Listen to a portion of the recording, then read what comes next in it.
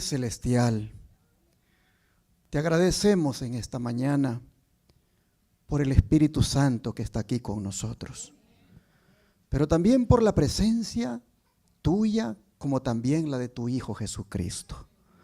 Nos sentimos muy contentos de estar ante tu presencia, porque sabemos que en ti hay amor, hay misericordia, y que tú extiendes tus brazos para darnos la bienvenida.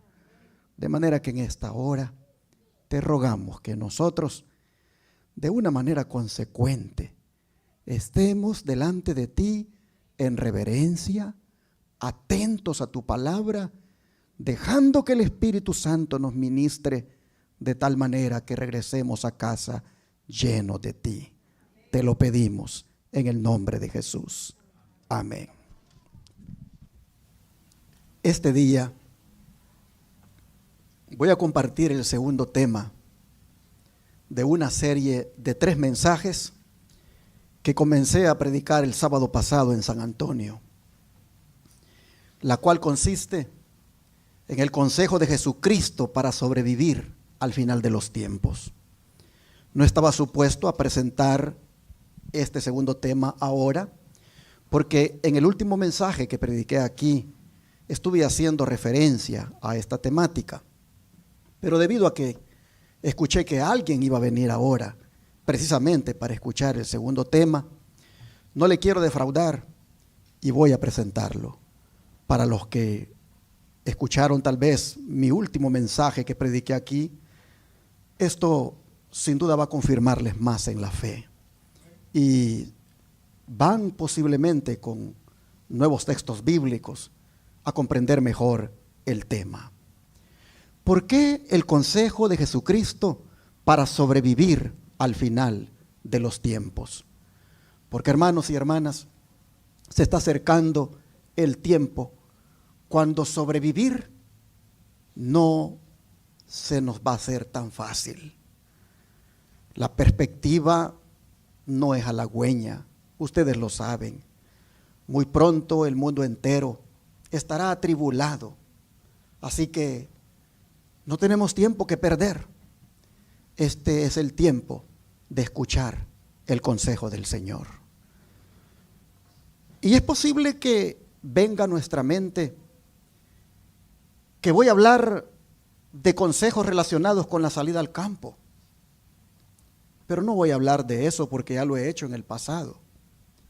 Voy a hablarles de otro consejo que nos ha de permitir sobrevivir espiritualmente. Y es el que se encuentra en Apocalipsis 3, versículo 18. Apocalipsis, capítulo 3, versículo 18.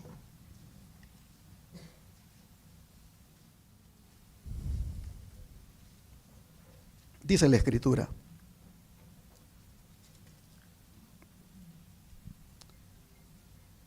por tanto, yo te aconsejo que de mí compres oro refinado en fuego para que seas rico, y vestiduras blancas para vestirte, y que no se descubra la vergüenza de tu desnudez, y unge tus ojos con colirio para que veas. Aquí nosotros tenemos al maravilloso consejero diciendo, entre otras cosas, que le compremos vestiduras blancas para vestirnos. Y usted dirá, ¿en qué me puede ayudar este consejo en el final de los tiempos? Hermanos, muchísimo. Porque ya sea que estemos en el campo o estemos en la ciudad, el juicio se está llevando a cabo en el cielo. Y la vestimenta que tengamos va a determinar nuestro destino eterno. Así que urge que le compremos al comerciante divino el vestido apropiado que él está ofreciendo aquí. ¿Y por qué dice él que le compremos este vestido? Para que no se descubra, dice, ¿qué cosa? la vergüenza de nuestra desnudez. ¿Qué quiere decir él con esto? Para eso es necesario que vayamos al Edén. ¿Qué pasó allá? Vamos a Génesis capítulo 3, versículos 7 al 11. Génesis 3, versículos 7 al 11. Y la escritura dice: entonces fueron abiertos los ojos de ambos y conocieron que estaban desnudos. Entonces cosieron hojas de higuera y se hicieron delantales. Y oyeron la voz de Jehová Dios que se paseaba en el huerto al aire del día. Y el hombre y su mujer se escondieron de la presencia de Jehová Dios entre los árboles del huerto. Mas Jehová Dios llamó al hombre y le dijo: ¿dónde estás tú? Y él respondió: oí tu voz en el huerto y tuve miedo porque estaba desnudo y me escondí. Y Dios le dijo: ¿quién te enseñó que estabas desnudo? ¿Has comido del árbol que yo te mandé no comieses? Hermanos y hermanas, aquí nosotros vemos a la desnudez asociada con la vergüenza, pero esta ha sido el resultado del pecado. Remordimiento, temor, una sensación de culpa son los sentimientos a los cuales Adán y Eva se están enfrentando. Sentimientos que incluso han trastornado su mente y los han llevado a escaparse de aquel cuya llegada antes recibían con gozo. Qué torpeza pensar en escaparse de la presencia de Dios. Interesante que cuando Dios unió a Adán y Eva para hacer una sola carne, ellos estaban desnudos y no se avergonzaban. Dice el capítulo 2, versículo 25, veámoslo. Capítulo 2, versículo 25. Dice: y estaban ambos desnudos, Adán y su mujer, ¿y qué cosa? No se avergonzaban. Aquí tenemos, mis hermanos, una prueba de la pureza y de la inocencia del estado en que fueron creados nuestros primeros padres. Ambos, dice la escritura, estaban desnudos. Es decir, no necesitaban ropas para defenderse del frío ni del calor. Tampoco las necesitaban por decencia. Estaban desnudos, pero no tenían motivo para estar avergonzados. Ellos no sabían lo que era esa palabra, vergüenza. Quienes no tenían pecado en su conciencia, no tenían por qué mostrar vergüenza en su rostro, aunque no llevaran ropas con que cubrirse. ¿Y por qué no llevaban ropas? Porque un manto de luz los rodeaba de parte de su Creador. Pero ahora nosotros hemos leído que un sentimiento antes desconocido los perturba y los inquieta. Es que se han percatado que han perdido su inocencia y con ella el placer de una vida en comunión con Dios que gozosamente antes tenían. Es que, hermanos y hermanas, la vergüenza es el signo de una mala acción que impide a quien ha cometido eso malo presentarse desnudo ante quien ha sido afectado por ella. Por eso los vemos a ellos buscando una cobertura cosieron hojas de ¿qué dice? De higuera, y se hicieron delantales. Qué intento más vano. El remedio para su desnudez no estaba en sus propias manos, sino solo en las manos de Dios. La salvación del pecado y sus consecuencias jamás podrían ser de factura humana, sino solamente obra del Dios Redentor, de la que las túnicas mencionadas más adelante en el verso 21 constituían un símbolo y un anticipo. Leamos ese versículo, capítulo 3, versículo 21 de Génesis. Génesis 3, versículo 21. Y Jehová Dios hizo al hombre y a su mujer túnicas de ¿qué, hermanos? De pieles. ¿Y qué cosa? Y los vistió. Oh, hermanos y hermanas, ¿es grande el amor de Dios? Miren ustedes, Él había descansado de la obra de la creación, pero apenas concluida esta, ahora tuvo que dar comienzo a la obra de la redención. El hombre había caído y se había acarreado el justo juicio de Dios. Estaba perdido, sin posibilidad alguna de remediar la situación por sí mismo, y así se había puesto ahora de manifiesto cuando intentó cubrir la desnudez con delantales de hojas de higuera. Pero viene el Señor, viene el Dios de amor a ponerles una cobertura más sólida, más digna. Dios provee la cobertura, y no solamente se limitó a proveerla, sino que ¿qué cosa hizo Dios? Los vistió. Qué honor más grande ese. La acción de vestir a alguien por parte de un rey era prácticamente un signo de distinción honorable. Y eso es lo que está haciendo allí Adán y Eva, objeto por parte de Dios. El Rey de Reyes y Señor de Señores los está cubriendo, los está vistiendo. Oh, hermanos, así es el amor de Dios para con nosotros.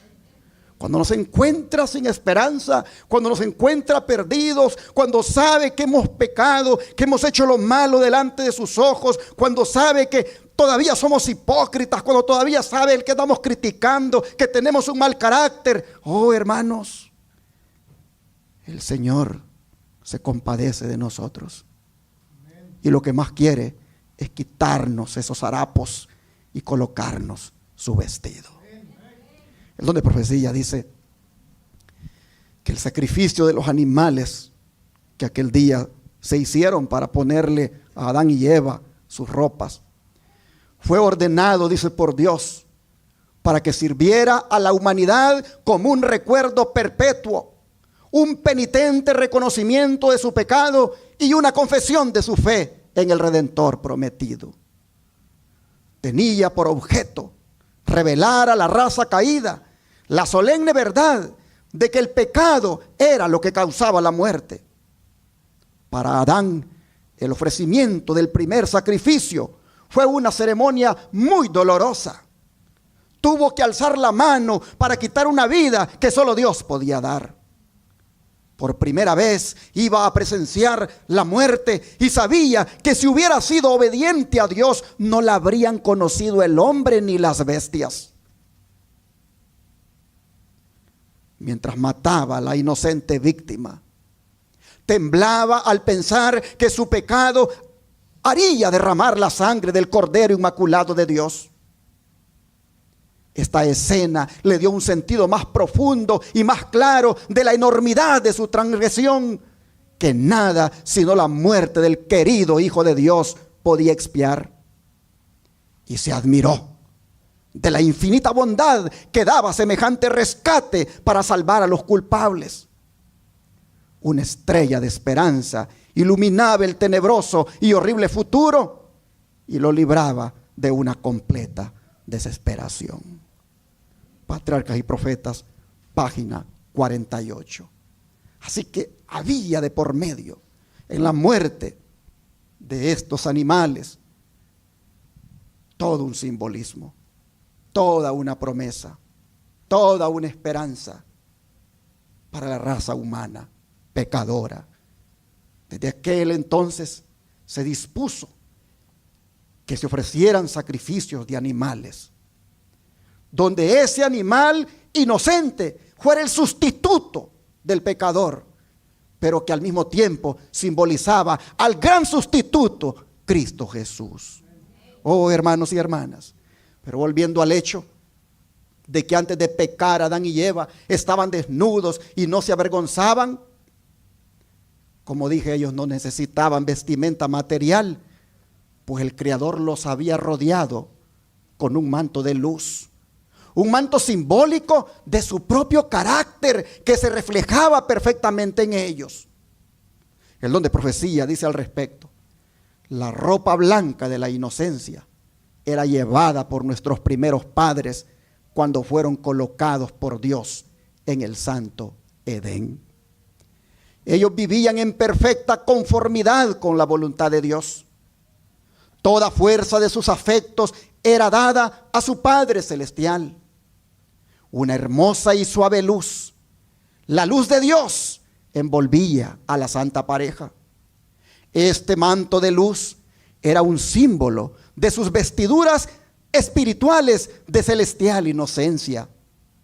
Si hubieran permanecido fieles a Dios, habrían continuado envolviéndolos.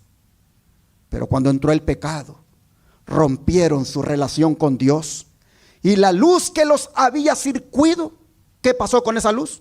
Se apartó. Desnudos ahora y avergonzados, procuraron suplir la falta de los mantos celestiales cosiendo hojas de higuera para cubrirse. Pero ahora vean la aplicación.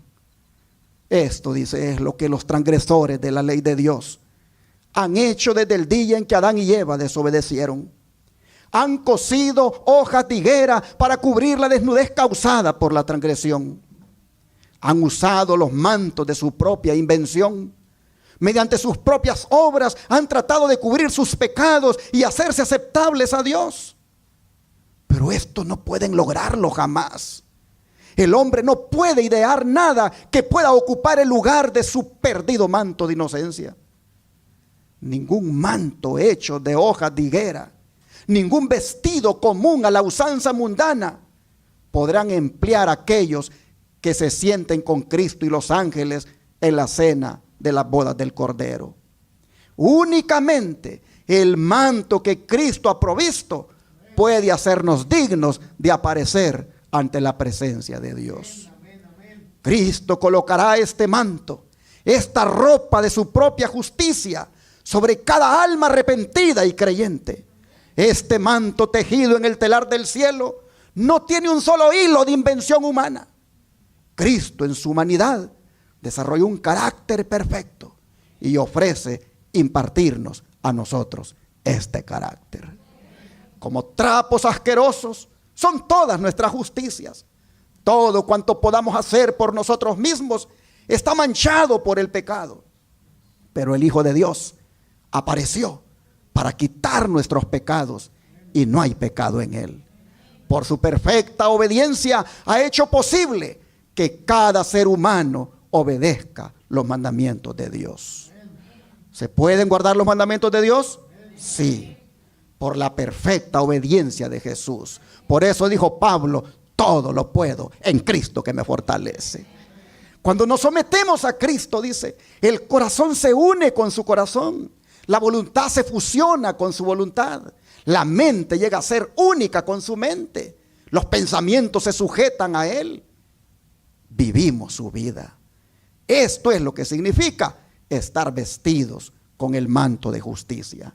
Entonces, cuando el Señor nos contempla, Él mira no el vestido de hojas de higuera, no la desnudez y conformidad del pecado, sino que Él mira su propia ropa de justicia, que es la perfecta obediencia a la ley de Jehová.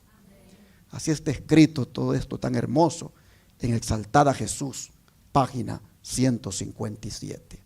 Hermanos y hermanas, el manto de justicia de Cristo, la ropa de justicia, es lo que cada uno de nosotros necesita ponerse todos los días. Nosotros deberíamos, cuando vamos al trabajo y nos colocamos nuestra ropita, también de colocarnos ahí el manto de la justicia de Cristo. No salga usted con su mejor vestido, con su mejor blusa. No salga usted con su mejor pantalón si trabaja en una oficina, sin llevar puesto también el manto de la justicia de Cristo. Solamente eso, hermano y hermana, le puede dar mérito delante del Señor. Ahora yo pregunto, ¿tenemos ese manto? ¿Tiene usted, hermana, ese manto que le cubre de inmundicias, que le cubre del pecado? Entonces, si fuera el caso que usted no lo tiene, apresúrese y cómpreselo al Señor, porque este es el manto de inocencia, este es el atuendo con el cual estaremos revestidos y apareceremos en la tierra nueva. Este es el manto con el cual vamos a entrar por los portales del paraíso. Es importante, es urgente comprar este manto. Oh, hermanos y hermanas, Apocalipsis 7:9 habla de los redimidos con este manto. Apocalipsis 7, verso 9.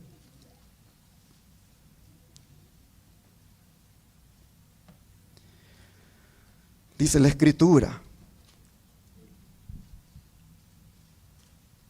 después de esto miré, y he aquí una gran multitud, la cual nadie podía contar, de todas naciones, tribus, pueblos y lenguas, que estaban delante del trono y en la presencia del Cordero. ¿Y cómo estaban? Vestidos de ropas blancas y con palmas en las manos. Oh, hermanos y hermanas, vestidos de ropas blancas. Cuando Cristo nos dice que le compremos vestidos, ¿de qué color dice Él que se los debemos de comprar? Blancos. Es que ese es el vestido que tendremos allá, hermanos, en la tierra nueva. ¿Por qué tiene que ser blancos? Porque el blanco significa santidad. Es más, a las almas debajo del altar, ahí en Apocalipsis también se ve que se les dan ropas blancas. Nosotros hemos leído aquí una escena celestial delante del trono de Dios y del Cordero, donde los redimidos llevan ropas blancas y palmas en las manos, que son símbolo de victoria. Es donde la profecía dice que estamos ahora en el momento de lavar el manto de nuestro carácter y emblanquecerlo en la sangre del Cordero, por medio de ¿qué cosa? Del arrepentimiento. ¿Usted quiere esas vestiduras?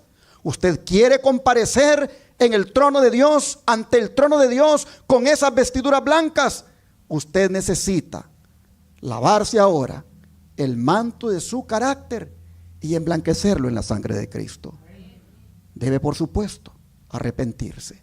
Y así, dice, estaremos de pie delante del trono de Dios, ataviados con esas vestiduras blancas. Hemos de lavar, dice, nuestras vestiduras y permitir que se registren nuestros nombres en el libro de la vida del Cordero. Las palmas significa que han ganado la victoria, y los mantos blancos que han sido revestidos con la justicia de Cristo. Gracias a Dios, dice, porque se ha abierto una fuente para lavar los mantos de nuestro carácter y hacerlos tan blancos como la nieve. Manuscrito 23. Y estos mantos que la mensajera del Señor ha dicho aquí que son la justicia de Cristo, está debidamente respaldado por Apocalipsis 19, versículo 8. Apocalipsis 19, versículo 8.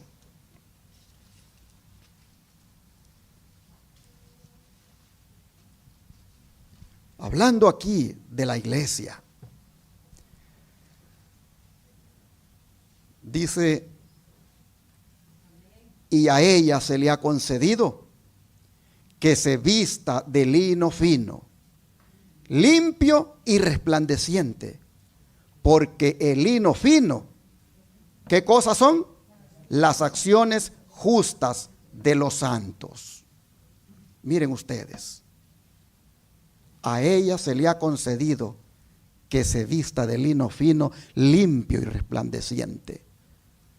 Oh, hermanos, dice que esto son las acciones justas de los santos. Las acciones justas de las que se hablan aquí son el resultado e inevitable de un carácter recto. Y se aplica particularmente a las acciones del cristiano, a su vida victoriosa, desarrollada por la gracia interior, obrada por Cristo. Esta debe ser, hermanos y hermanas, la característica de la iglesia en este tiempo, como la esposa del Cordero que somos. Así lo dice el don de profecía. La iglesia es la desposada, la esposa del Cordero. Debe conservarse la iglesia como pura, santificada, santa. Nunca debe complacerse en ninguna necedad, pues es la novia de un rey. Sin embargo, no comprende su excelsa posición. Si lo entendiera internamente, estaría llena de toda gloria. La iglesia es la novia de Cristo y sus miembros deben compartir el yugo con su guía. Dios nos amonesta para que no manchemos nuestras vestiduras. Carta 1231, 2 del año 1898, pero antes la carta 177 del año 1901. ¿Cómo, hermanos y hermanas, se destaca, se enfatiza del hecho de mantener nuestra vestidura blanca? ¿Cuál vestidura? Aquella que el Señor nos dio cuando nos bautizamos, aquella que el Señor nos concedió, y nosotros por fe salimos de ese bautisterio, seguros que atrás quedaba la vida antigua, y a partir de ese momento era una vida nueva. Ese manto, hermanos, de santidad, ese manto blanco que el Señor nos otorgó allí, se dice acá que la iglesia, los miembros de la iglesia lo deben mantener puro, lo deben mantener limpio. ¿Por qué? Porque así el Señor quiere que estén cuando Él venga a buscarlos. Por eso Pablo, preocupado por la iglesia, para que no manchara sus vestiduras, él le decía que se mantuviera pura delante del Señor. Miren cómo se lo decía aquí en 2 Corintios 11, verso 2. 2 Corintios 11, verso 2.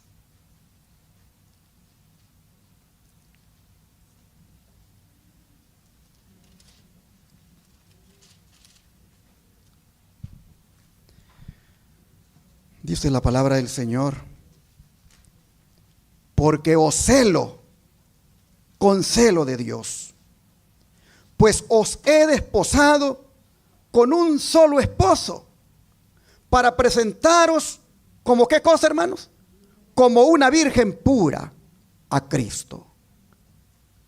Oh, hermanos y hermanas, Pablo estaba profundamente preocupado porque los corintios pudieran ser engañados y pervertidos por los falsos apóstoles. Y por eso dice que los celaba con el celo de Dios. ¿Cuál es el celo de Dios? El celo de Dios es aquel que está lleno de entusiasmo por la búsqueda del bien. Mientras que el celo del diablo es aquel motivado por la envidia y que lleva a una rivalidad agresiva y belicosa. Pero ese no era el celo que sentía Pablo por los corintios. A él le preocupaba que la iglesia dejara de amar a Dios y se fuera tras sus amantes, es decir, a los ídolos de este mundo, o que dejaran de ser fieles a Dios y a su doctrina. A él le preocupaba eso, porque en ese caso, ¿cómo él cumpliría su responsabilidad de entregarle en casamiento cuando el novio venga a buscar a la novia? Él anhelaba que la iglesia permaneciera pura e incontaminada hasta el día cuando compareciera como novia delante del novio, el cual es Jesucristo. Y hoy el celo de Dios sigue siendo el mismo. Por eso inspira a sus fieles ministros para que edifiquen a las congregaciones y las conserven puras para Cristo, quien es su único marido. Vea cómo lo dice Pablo en Efesios. Efesios capítulo 2, versículos 25 al 27. Efesios capítulo 2, versículos 25 al 27. No creo que aquí siempre, déjeme ver, aquí la busco.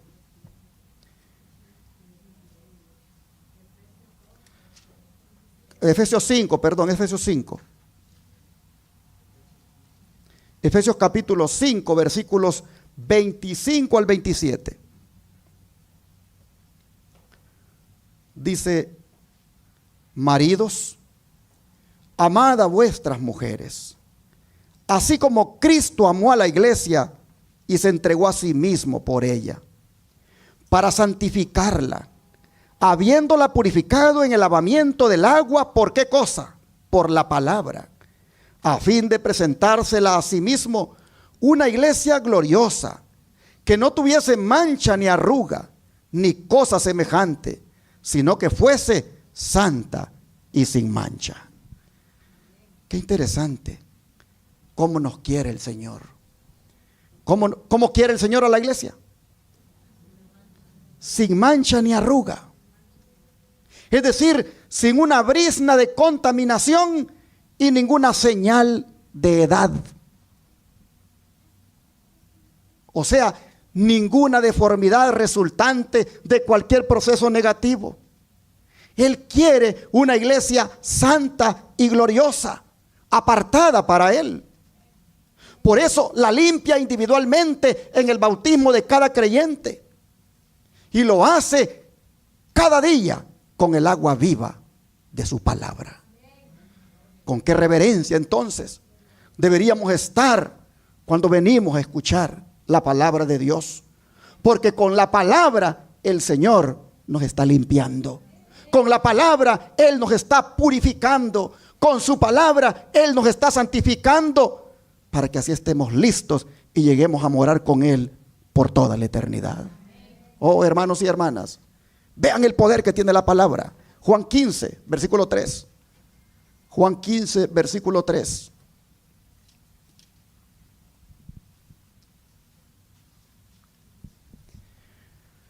Y vosotros estáis limpios, ¿por qué cosa?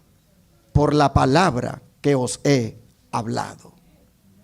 Aquí nosotros vemos que el agente purificador es la palabra del Señor. Los discípulos habían sido originalmente limpiados por la palabra en el momento de su conversión. Pero según el Salvador les iba hablando, esa palabra iba teniendo un efecto purificador en sus vidas. Lo mismo pasa con nosotros. Cuando la sangre de Cristo nos purifica, hermanos y hermanas, por todas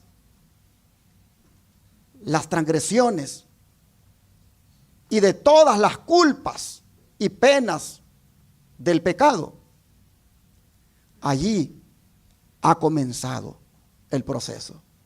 Allí ha sido imputada eso que se le llama justicia, lo cual es perdón, lo cual es manto que cubre nuestros cuerpos. Pero no se queda allí. A partir de allí, la palabra, nosotros hemos leído que nos sigue limpiando. La palabra, hermanos, nos sigue lavando al punto que nos va purificando. Así que este versículo podemos decir con toda propiedad que es justificación, pero al mismo tiempo es santificación.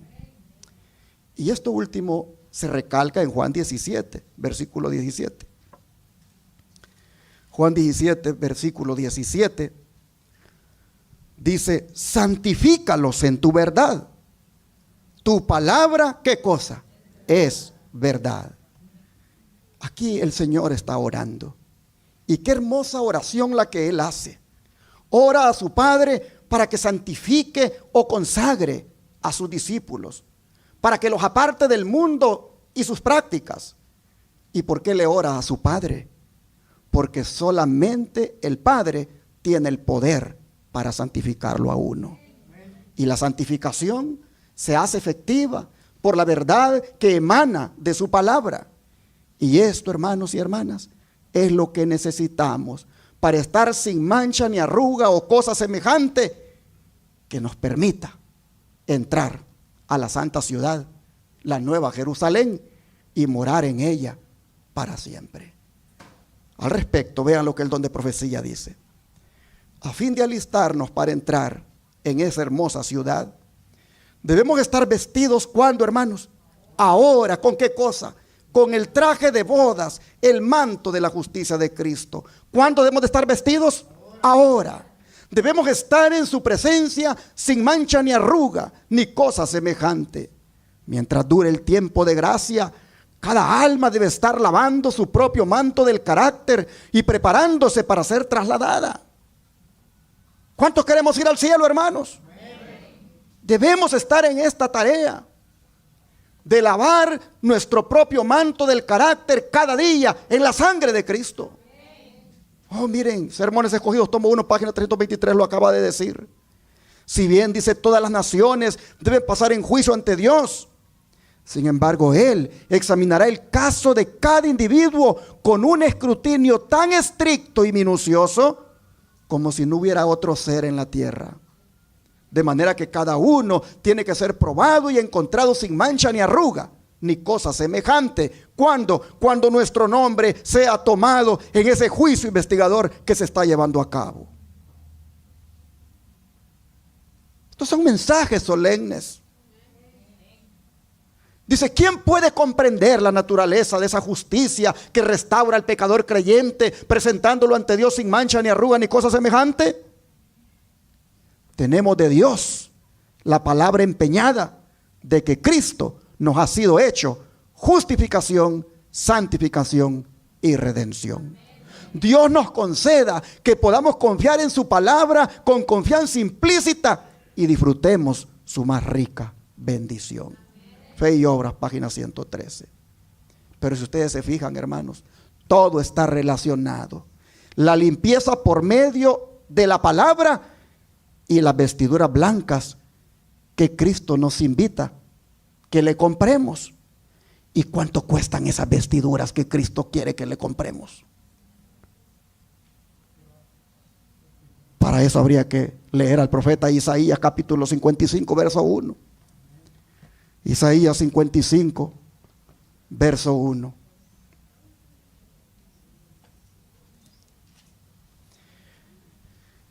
Y aquí el profeta dice: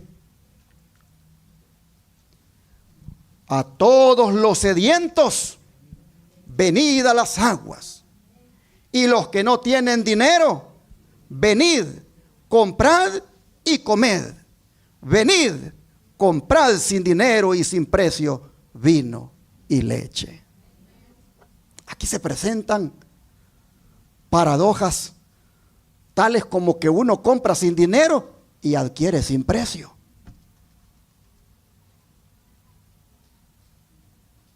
El humilde buscador, según este versículo, solo acepta lo que le dan de pura gracia. Él solo tiene que entregarse y dejar que Dios le bendiga. Oh, hermanos y hermanas, según este texto, Los dones de la vida, los de la vida eterna, no pueden ser ganados trabajando ni adquiridos con dinero. El único requisito es tener hambre y sed de justicia. Las bendiciones de la salvación, hermanos y hermanas, son gratuitas, pero solo pueden obtenerse al precio de todo lo que tiene una persona. Dios nunca prometió conceder la salvación a quienes son indiferentes o no están dispuestos a realizar el esfuerzo necesario para obtenerla. Así es con las vestiduras de Cristo. Las vestiduras que Cristo dice que le compremos, solo las pueden comprar los ricos. Así es. Las vestiduras que Cristo quiere que le compremos, solo las pueden comprar los que no tienen dinero. Es decir, solo los que están en una gran necesidad de esas vestiduras. Oh, hermanos y hermanas, solo los pobres espiritualmente pueden comprar esas vestiduras, porque ellos no tienen dinero, porque esas vestiduras Él las concede de pura gracia. Hermanos y hermanas, es como cuando alguien va al supermercado y dice que va a comprar, pero no lleva dinero. Él va allí solamente esperando que alguien se compadezca de él y le den de lo que necesita. Pues dice Jesús, así es conmigo para yo venderles sus vestiduras. Solo tienen que venir a mí desesperadamente, necesitándolas, y yo me compadeceré de ustedes y se las voy a regalar. La palabra venid y comprad, lo que está indicando es la transacción. Así como se hace una transacción en el supermercado, Cristo dice, aquí hay que dar una transacción. ¿Y cuál es? Dame tus trapos de inmundicia y yo te visto con mi vestimenta de justicia. Pero tienes que tener necesidad, porque solo el que no tiene dinero va y compra porque necesita. Oh, mis hermanos, Cristo quiere que le compremos sus vestidos de justicia o carácter, porque esa, hermanos, esa es la mayor necesidad de nosotros en este final de los tiempos. Mira, mi hermano, hoy en día hay una gran necesidad de querer vivir fuera de la ciudad. Pero si te fijas, como que nos enfocamos bastante en la necesidad de llegar a tener nuestros propios alimentos, de llegar a tener nuestros propios productos que nos han de dar de comer. Pero qué interesante que esa es una necesidad física. Pero ¿sabías que aún viviendo en el campo, con todos tus cultivos, si no tienes vestidos tu cuerpo con el manto de justicia, aún así te perderías? Porque la mayor necesidad no tanto es suplir tus necesidades físicas en el campo, sino estar vestido con el manto de la justicia de Cristo. Hay que tener cuidado cuando andamos preocupados en estos tiempos finales por ver qué es lo más necesario. No digo que está mal, eso es importante, pero sin dejar de hacer lo otro, de andar vestidos con el manto de Cristo, hermanos. Dice el don de profecía: no se obtiene la justicia por conflictos penosos, ni por rudo trabajo, ni aun por dones o sacrificios. Es concedida gratuitamente a toda alma que tiene hambre y sed de recibirla. A todos los sedientos, ¿qué se les dice? Vengan a las aguas. Y los que no tienen dinero, vengan, compren y coman, sin dinero y sin precio. Su justicia es de mí, dice Jehová. Este será su nombre con el cual le llamarán: Jehová, justicia nuestra. Discurso Maestro Jesucristo, página 20. Y así, hermanos y hermanas, vemos nosotros que la compra de las vestiduras que Cristo ofrece, finalmente terminan siendo gratis para aquel que las necesita. El don de profecía dice: la salvación es un don gratuito, y sin embargo dice, ha de ser comprado y vendido en el mercado administrado por la misericordia divina. La perla preciosa se presenta vendiéndose sin dinero y sin precio. En este mercado todos pueden obtener las mercancías del cielo.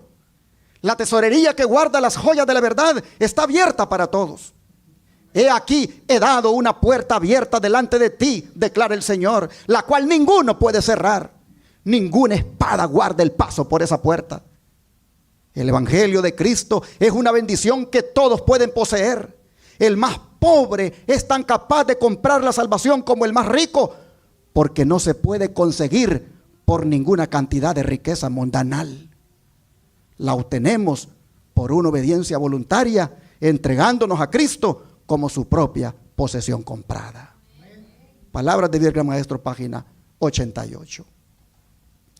Y así, el consejero divino se acercó a nosotros esta mañana, nuevamente, con su mercadería, a manera de comerciante, diciéndonos: cómprenme las vestiduras blancas del carácter y de mi justicia.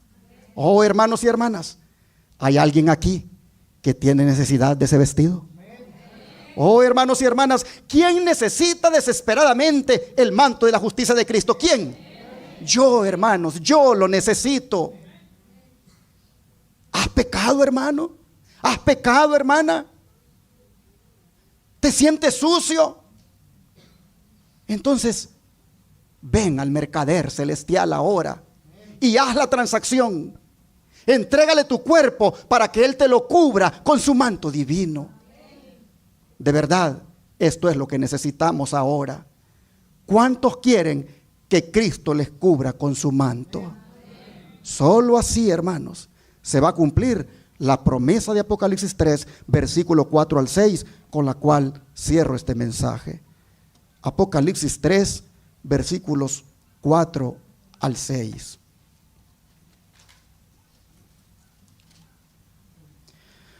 Dice la Escritura, Apocalipsis 3, versículo 4 al 6. Pero tienes unas pocas personas en Sardis que no han manchado sus vestiduras y andarán conmigo en vestiduras blancas, porque son dignas. El que venciere será vestido de vestiduras blancas, y no borraré su nombre del libro de la vida, y confesaré su nombre delante de mi Padre y delante de sus ángeles. El que tiene oído, oiga lo que el Espíritu dice a las iglesias. El Espíritu Santo, hermanos, ha hablado a la iglesia esta mañana, a la iglesia del aire como a la iglesia aquí presente en este recinto. Y el Espíritu Santo ha dicho que es necesario comprarle a Cristo las vestiduras de su carácter, las vestiduras de su justicia, pues solamente eso, como ustedes ven en la pantalla, solamente eso nos ayudará para sobrevivir al final de los tiempos.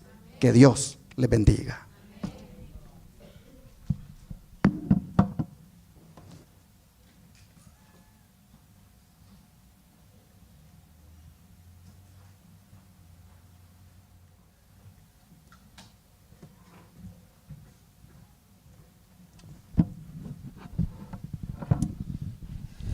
Puestos en pie, hermanos, para finalizar, le invitamos a entonar el himno número 350.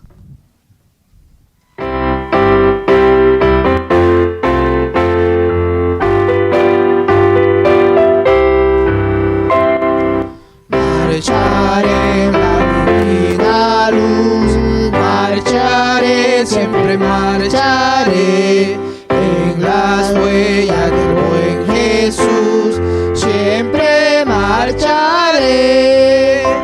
Vestido blanco yo tendré, corona eterna la ceñiré, feliz ahí podré gozar en el Edén sin par.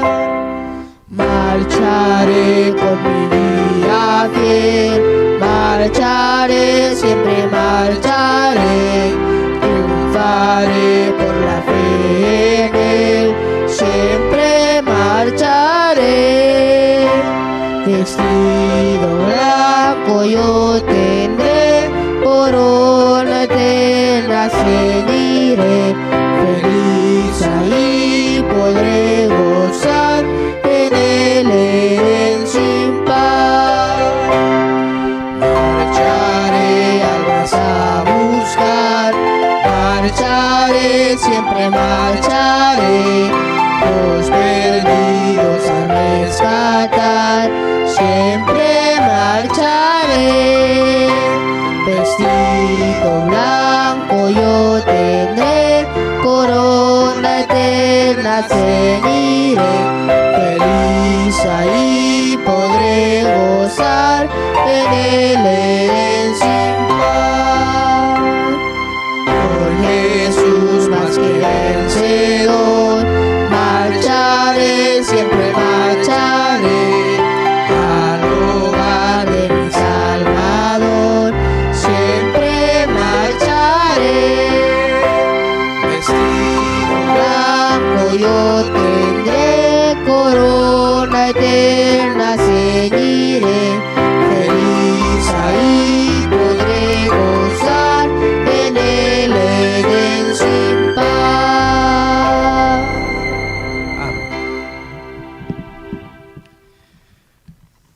Hemos cantado con fe de que vestido blanco vamos a tener. Pero hemos estudiado que desde ya debemos estar vestidos con ese vestido blanco. Sin duda, hermanos, cada uno de nosotros es consciente de cómo tiene su vida delante de Dios. Cada uno de nosotros sabe qué tan lleno de inmundicia, de pecado se encuentra. De manera que yo creo que es necesario que cada uno personalmente le pida al Señor que le perdone y le ruegue que sin dinero le ponga ese manto de justicia sobre su vida. Yo voy a dar un espacio breve para que usted allí hable con Dios y clame al Señor porque esto ocurra a partir de ahora, porque a partir de este momento Él le cubra su vida con ese manto de justicia. Después que usted, yo considere que ya habló con el Señor de esa manera, voy a interrumpir el silencio con una oración en voz alta para cerrar el servicio. Vamos a arrodillarnos.